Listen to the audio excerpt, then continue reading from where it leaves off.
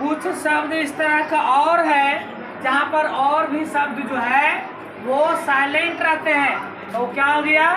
KNOW और KNOWLEDGE।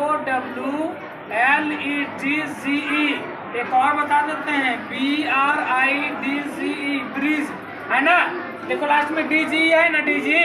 अब समझो, देखिए यहाँ पर K के बाद कोई वॉवेल है? K के बाद कोई वॉवेल नहीं है, इसलिए इसको नो पढ़ा जाता है। क्या पढ़ा जाता है? नो। क्योंकि K के बाद कोई वॉवेल नहीं है तो K का उच्चारण नहीं होगा। ठीक है, उसी तरीके से नॉलेज, देखो इसको ये लिखा हुआ है नॉलेज।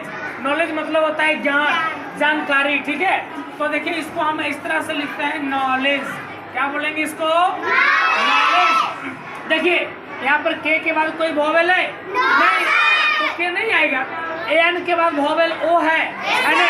तो देखिए न आया ना। अब देखिए W के बाद कोई वॉवेल है? नहीं है, तो W को W से हुआ होता है, तो W से हुआ लिखा हुआ है? नहीं है। तो सिंपल है कि जब किसी कॉन्सोनेंट के बाद कोई वॉवेल ना रहे तो उसका उच्चारण नहीं होता है। देखो L से ल, देखो L से ल है ना जी, और E से E की मात्रा है ना दिया हुआ है ना। और देखो D, तो D के बाद कोई वॉवेल है? नहीं है, तो D के बाद कोई वॉवेल नहीं है, तो वहाँ पर भी D को ड नहीं है, पर यहाँ पर पढ़ा गया, तो उसका उच्चारण नहीं करेंगे। और GE से ज, तुम लोग को लग रहा है G मैंने ग होता है, क्योंकि कैसे क में क्या पढ़े? कैसे क, कैसे ख, G से ग, है ने? तो G से ग, है ने? G से ग होता है ये, ठीक है। लेकिन बाद में जब यदि G के बाद E आ जाए, I आ जाए और बाई आ जाए G के बाद, तब उसको ग नहीं बल्कि उसको ज पढ़ते हैं। क्या पढ़ते हैं? उसको ज पढ़ते हैं। ठीक है, यस सर। देखिए BRIDGE, यहाँ पर देखिए इसको ब्रिज, है ना? BRIDG, अब इसको ब्रिज बोलते हैं ना।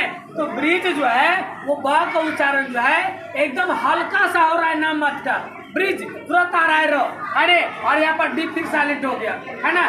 क्या हो गया? ये ब्रिज हो गया।